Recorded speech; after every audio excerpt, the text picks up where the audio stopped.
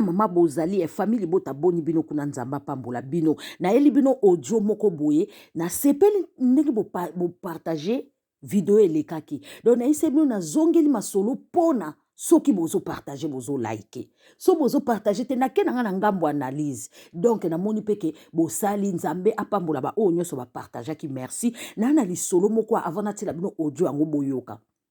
Bandeko mokili oyo nga na esa bino eza kaka te mwasi fwa bala to mobali fwa bala po azala motu to boy te libali za bien surtout kola na mobali kola mukana mobali kola na mwasi kola mukana mwasi za leker kitoko muto sa sepela nango koza na mwa compagnie mwa malamu mais eloko oyo batia biso na mutu ke mutu kaka ava bonga fwa bala tala bana na biso to ba nièce na biso lelo oyo tokuta bona ba église bazoluka kaka libala akozwa n'importe qui même mutu ayebi te so oki kaka au nom de libala pona nini biso ba yaya na bango ba tante na bango ba mama na bango mutu to lakisi bango ke te biso to sa ba bantu il faut mutu abala kaka to boy te libala eza kitoko eza très bien mais to yebisa pe bana ke liboso na nu bongisa avenir na yo bongisa vie na yo omitia nzoto no valeur mobali akoya akozwa na valeur bandeko lisolo moko ezali awa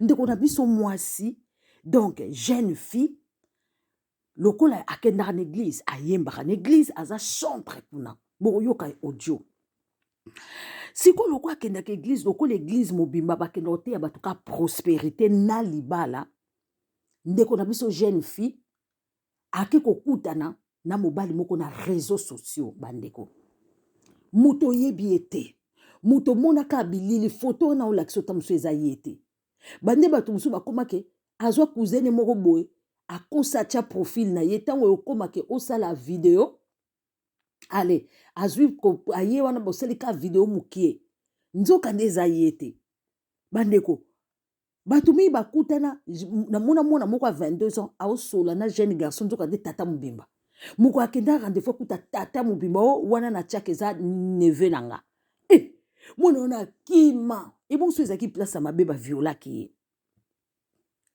bandeko likolo ya kozala mal enseigné ndeko na biso amosaki kolokota mobali moko na Facebook banda kosalela ye banda obike bana awa pe bolingo ekota kende ti soki pe batiaki ye na kisi soki pe nini kende ti kodefa 20 000 euros po akende kosunga ndeko wana aya poto bandeko toyoka nano mwa audio yango moke ebongo to commenter là-dessus parce que ezali pasi pe mawa oyo yaka mamoka somo bandeko bozela toyoka yango pour cet homme, pour ses démarches. Aujourd'hui, vient partager avec nous son histoire. Écoutons ensemble. Bonjour Ginette, comment tu vas? Ça va bien et vous? Ça va, merci. Alors, parle-nous un peu de ton histoire. Alors, je suis tombée amoureuse d'un homme qui habitait au bled. Cet homme, c'était un homme, c'était un homme pour moi extraordinaire. Dans le sens où on a presque tout vécu ensemble. On a tout vécu parce qu'on s'appelait H24 dans les appels vidéo. On s'envoyait des messages par-ci, par-là. C'est comme s'il était présent. On avait beaucoup de projets ensemble. À t'entendre parler, tu étais vraiment amoureuse. Très, très amoureuse. Tu ne l'avais jamais vu, mais... Jamais vu. Juste... en appel vidéo. Exactement. Et on avait des projets ensemble. Construire une famille, acheter une maison, vous connaissez. Hein. J'ai fait toutes les démarches pour qu'il puisse me rejoindre en Europe. Tu as fait toutes ces démarches-là toute seule ou c'est parce qu'il n'avait peut-être pas les moyens pour? Oui, il n'avait pas les moyens. Ok. Et comme il n'avait pas les moyens, je me devais quand même... j'étais obligée de l'aider en fait. Et j'ai dépensé plus de 20 000 euros pour cet homme, pour ses démarches. 20 000 euros? Ouais. 20 000 euros? 20 000 euros. Pour un homme qu'elle ne connaissait même pas. Vous savez, quand on dit souvent que l'amour rend aveugle, et c'est vrai. Mais tu as dépensé tout cet argent-là, malgré le fait que tu ne savais pas avec certitude peut-être si tu allais réellement te marier avec lui? Ou c'est juste que tu avais tellement la foi? Non, j'avais la foi parce que je priais pour cette relation-là. Donc tu étais chrétienne aussi? Exactement. Je vais à l'église, chrétienne, je sers. Là, il n'y a aucun souci par rapport à ça. Et je mettais beaucoup en prière notre relation. Parce que je voulais voir, en fait, si c'était l'homme de ma vie ou non. Et malheureusement, en fait, ce qui m'a rendu en colère, c'est le fait que, en fait, Dieu me montrait des signes. Mais malheureusement, je voulais pas... Tu voilais la face. Exactement. Et c'est pour ça que il faut toujours avoir le discernement, c'est très très important. Savoir discerner les choses. Nous allons écouter un témoignage d'une femme qui a vécu une relation à distance. Bandeko boyoki eza pasi pe mawa. Yango nga nalobaka bandeko. Na la vie ko se voila face te. Ko lingaka te ata Yesu alobi mutu aza nango bakopesa ye. Mutu aza nango te bakobotole même oyo aza nango. Ndeko relation ezalaka il faut yopoza na mwa mokie okuti pe moninga na mwa mokie. Tala na bana bino vérité toza ba réaliste au vivre ka sur terre au vivre na lola te. Yango monaka mwasi so abengisi mobali na Afrique mobali asoka ye il faut boya ikaka. Mobali so abengisi mwasi na Afrique omona mwasi asoka ye ezana nango ka mwa ta musu bavandi na mwasi na kimi. Tala mutu nyonso aza na Afrique soko lobi ke ozobengisi na poto. Il s'agit comme docile au comme ça un poli au laxo qui dans un respect so razala ndoki au laxo qui dans un ndokité titan au comme place yo zali pour azana besoin à comme place yo zali ezate amour ngalo ba vérité so na olingi mobali exemple ngana préféré lelo ata mwana nga un jour soka ko abali ngana oyebise luka mobali oko azadi ana musala adi ana mukanda na ye. Équilibre faut ezalaka. Toboy te batu musu ba lokota batu dans les néants mais elukaka problème. Tant nous lokota mutu dans les néants ngana esano mutu so azana on est lokoté a décider te. Zwaka ata camarade moko ya mwana mwasi bo vane na ndako azana lokoté ka mukanda te okela ke ma. O mona okota na cuisine ndo lamba. O mona ozata tozo pekise ko pangusa ndako ta opangusa ndako ako aspirer. Mukoka kozwa mukanda ndoko yeba face na ye. Abana pe ko teme ndako no nini. Osaelanga nini po ebike ba obimisele ndako social. Akomi munoko pour te dire que caractère wa bando la kiso ezaki ya ngote. Eyaki caractère ya mpiaka. Mukola ozwa mbongo ndako la kiso face na ye. Boto continue totala ndeko na biso asuki wapi tala ba jeune fille ba komoko ko sala n'importe quoi pour biso tozwa liba les a bien kola kola mukamba les a chou eza kitoko mais to matisango te so na no yete zela luka pe moto ya bien o aza déjà équilibre ezali. Kolinga mutu te oyo pese mukanda obo e botara makam ta oyo so pese mukanda zala sûr tia mutema no ke soki eyindi so eyindi te wana zwa pesa parce que tango opesa mutu ana mukanda akobando sa siko makambo oyo yaza nango besoin eza kwa mutu aza handicapé akokosala makambo oyo ozosala te mais so nzambe alobi ka pesa elikolo okomona akokima mbangu koleka yo mutu so aza handicapé neti na likolo aza na handicap moko boye na likolo po akima mbangu neti yo ekozala te. Il faut simba, il faut bende. Mais ce qui nous a basungi a pessé l'école. Autant la table soit bando qui m'embango koleka yo. C'est ça le problème. C'est ça où le bateau ali qu'on dit ma réalité te. Eh ben qu'on dit ma réalité te. On a linga yo muta o confesser. Na linga mba na atangwa pasi to bima to bana malé. Bien sûr, linga mba na atangwa pasi bo bata malé. Mais écoutez quand même na quelque chose ata yé soit lobby. Muto azana ngote ba botole même oyo kutu ezate ba botole yango. Eh ba pesa ka muto azana ngo. Yo muna pi mutaye poto. Mutaye poto. Yo tango yako luka mukanda. Ta msusu waki sima mama sima papa. Ba msu bazwa sima ngunda. Ba msu ba forsa. Ba msu bazwa pe sima. Abeti kayo sobi libala. Bandeko. Ba msu bazwa sima mwana. Mtuna mtazwa na ndene. Toyoka. Eko mela ki endeni. Pasi pe mwana. Wow. Et comment t'as réagi à ce moment-là? Tu prenais ça comme... Je me suis dit non, c'est une blague, c'est pas vrai. Parce qu'il est parti. Et j'étais obligée d'aller vers lui, en fait. Et je lui ai dit, mais qu'est-ce qu'il t'arrive, en fait qu'est-ce qui se passe? Parce que je voulais comprendre pourquoi me quitter comme ça. Comme ça, oui. Et c'est là qu'il me dit, je te quitte parce que moi, j'ai ma propre famille. Pendant tout ce temps, tu ne savais pas? Je ne savais pas du tout. Parce que c'est vrai, vous savez, des fois, il y a des femmes, elles ont des relations à distance avec des hommes qui sont en Afrique. Et il y en a des fois, ils n'ont pas honte ou peur de leur dire la vérité qu'ils ont aussi une femme et des enfants à la maison. Mais toi, il ne t'a rien dit. Absolument rien. Il t'a menti. Il m'a menti au bout de 2 ans de relation quand même. Et à ce moment-là, j'étais... Excuse-moi, mais 2 ans de relation, c'est énorme. Oui.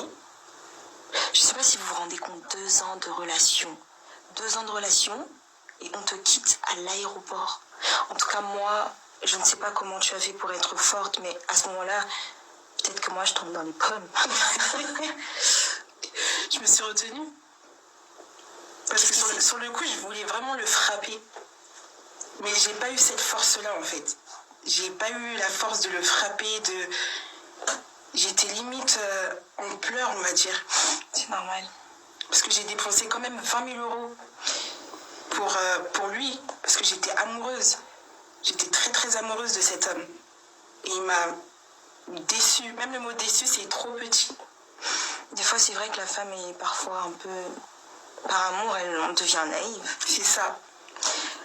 Et dis-moi... Exactement. Waouh. Et comment t'as réagi à ce moment-là? Je prenais ça comme... Je me suis dit, non, c'est une blague. C'est pas vrai. Parce qu'il est parti. Et j'étais obligée d'aller vers lui. Bandeko, mobali tango akomi kaka na aéroport nzokani mobali bandako koseba ndakala ti basolaka na video bachéri je t'aime wana ezalaka nango lokuta mobali tendre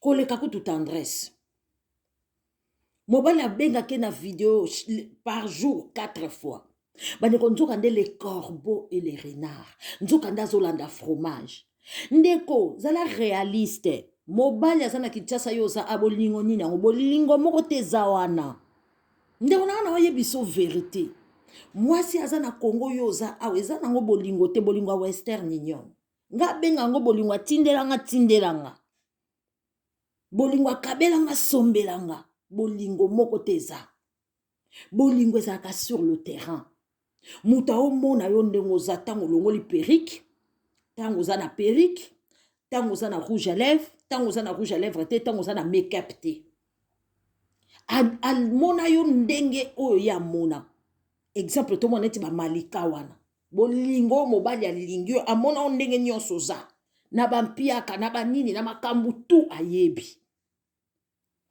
bolingo ya vrai eyalaka bongo bamama bolingo ya lelo ke moto oyo oyebi te ata kaka na poto yo avandaka na Belgique yo avandaka na Paris ayaka zongaka mama mokolo komona bombe ndeko mwasi alobi abanda osambela abanda omona mpe basigne nzambe aolakise ya oforce kaka yango na suka okolobaka nzambe aza te alobi abanda komona basigne mosusu okomona ata mosusu obengi mobali na butu akangi telefone basigne ebele okomona ata mosusu oke briskema mobali ayambi yo te basigne mosusu mona mobali ayaka epano maboko pamba utaka Hollande ayaka ti Belgique amemelako ata omo ya pamba te ya kosukola bilamba ye kuna azouta Hollande po aya Belgique yo fotindele $100 100 euros po acha carburant aya na kozonga asengi yo susu 100 euros mais yo ozoke résister kaka na bolingo ndenge wana ozomona basigne ke mobali azolinga mbongo mais yo ovandi kaka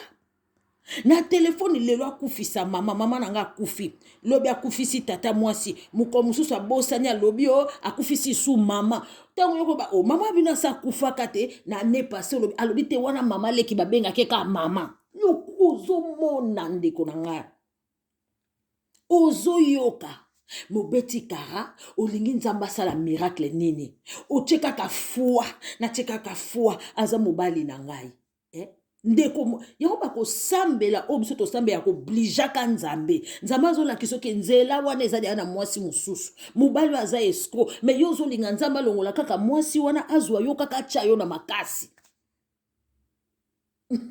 bopartage bolaike bolinga te naloba yango makambo moko ya malamu oyo kokobongisa vi na yo yango babina ntango asuka bato bakuma mitema makasi bakosude matoi balika koyoka okopambolama okobala balika koyoka makambo moko ya lukuta nde ya ndimi yango oyo ozoloba nebo ya mama esika na opartage na nga te ye poani alobaka na biso bongo mobali ozokelinga mwasi na kini mwasi wana bolingo ka ya Western Union bolingo kaka aza na mobali na ye akoya komemela ozemi awa ye na zemi ya 1 mois bovandaka nzoka nde aboti na 8 mois nzoka nde zemi ya mobali mosusu bozozwa ba AVC yeba moto oyo yo luku obala na ye kobalana na moto te ka po oyoki posa ya kotya mobali na ndako to oyoki posa kotya mwasi bolingo ifo ezala to continue ndeko mwasi alingaka pike na bakrize bandeko bokoyoka basigne siko oyo nzambe banda olakisa ye olazwa mayele arrete makambo wana ya continue akiboyo toutes les démarches que tu as fait pour moi. Au bout de combien de temps les choses? À ce moment-là, il n'y avait pas un signe qui te montrait que non, réellement, je pense pas que je vais me marier avec lui parce que Non, à ce moment-là, tu voyais rien. je voyais rien. Et aujourd'hui, avec un peu de recul, si tu peux me donner un signe. Alors le signe, ce serait... en gros, cet homme, il parlait plus de moi en fait. Vraiment plus de moi. Il était plus concentré sur tout ce qui est démarche. Il prenait plus de mes nouvelles, etc. directement. Alors c'est comment ça se passe bien les démarches, etc. etc. Et toi, ça te faisait quoi de savoir que tu appelles l'homme que tu aimes pour savoir comment il va, mais il te répond simplement... Je me suis dit... j'ai trouvé ça bizarre, clairement. Mais je me suis dit, il est pressé en fait. Genre, comment dire, il est pressé, il veut te voir, il veut me voir, il veut... Exactement. Et j'aurais jamais pensé qu'il me ferait un coup pareil, quoi. Et une fois arrivé en France, là je vois là c'est le drame total. Arrivé en France, on s'était donné rendez-vous à l'aéroport parce que j'avais tout préparé. Parce qu'il devait rencontrer ma famille, mes parents. Et ce jour-là, je me suis faite toute belle pour lui. Vraiment, laisse frontale, maquillage, j'avais vraiment tout sorti, quoi. Donc, tu t'es fait toute belle, mais à côté de ça, c'est, on va dire que c'est normal. Mais à côté de ça, tu avais préparé toute ta famille. Exactement. Donc, peut-être que ton père ou ta mère devait travailler ce jour, mais ils ont mis ça de côté pour recevoir monsieur, mais... C'est ça. C'est exactement ça. Et donc, une fois arrivé à l'aéroport... Une fois arrivé à l'aéroport, moi, je l'ai attendu. Et lorsque je l'ai vu, j'ai sauté de joie, en fait. Et lui, il avait le visage fermé, mais je ne comprenais pas. Et plus il s'avance vers moi, je me suis dit... Et plus j'avais peur, parce qu'en fait, il avait vraiment ce visage fermé. Après, je me suis dit, peut-être qu'il veut me faire une blague, ou je sais pas. Et arrivé devant moi, il m'a dit, merci pour toutes les démarches que tu as fait pour moi. Je te quitte. Waouh. Merci pour toutes les démarches que tu as fait pour moi. Au bout de combien de temps les choses? Bandeko. Eloko eza grave. Basi ntango ndeko na biso bazosala ba démarche.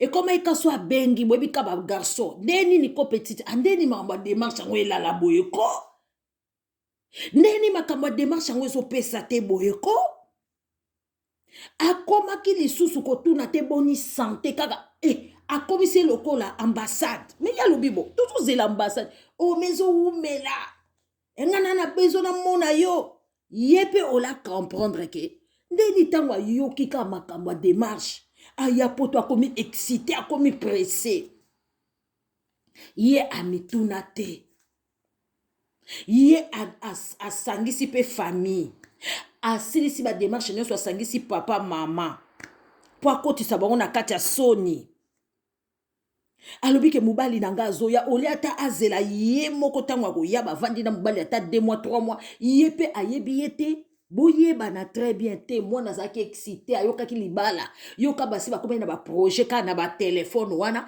tokobalana tokobota tokofonde famille bamama to enseigner bana na biso baleki na biso banyesi na biso malamu nzoka nde mobali wana na aéroport ndenge tomonaka ke Charlie Malula fale bakabona mpe kaka na de Londres na aéroport azobeta Charlie Malula kara emonanaka deja basigne ça ne ese trompaka te ndenge mpe tomonaki garçon oyo ya théâtre mosusu oyo bakangaka ye mutakalisation azalaka nde mpenza gentil na mwasi nete na aéroport mibali ya bareseau sociaux akangi elongi mobali so abia baluka akangi elongi mobali ayebisi ete nazalaka marie nakosaki yo jete kite donc mobali asabengisaki bato mosusu baya kozwa ye na aéroport bandeko botala niveau ya soni nazalaka contre libala te mponga mo naza nango mbe nalingaka nde koyebisa bato yeba nani okozala na ye neti bamakambo aboye na suka nango alingaka se suicide mo eto tiango ebele eza te akomaki na baproblème omoni makambo mosusu na vie yo mo moto ozolukela lobi okufa bato mosusu bakufa na makambo bandeko ekoza mpo kende église mosusu nazaka mpe contre bapasteur te mais enseignement bakoma kopesa bato kaka prospérité bakoma kopesa bato kaka libala bazwa bato batia bango focus donc oza ka focaliser na libala na prospérité donc bato baza su na vie te or moto fo azala l'aise ata kutu ntango tobanda osambela bakatolike yango moto azalaki à l'aise so auti église esili so aza na mwa 2 euro na ye atie mabonza esili gouvernement afutaka katolike bandeko avoue le clavier so nalobi mabe yo koma na bacommentaire na bino botalika mekomeli ndeko na biso like partager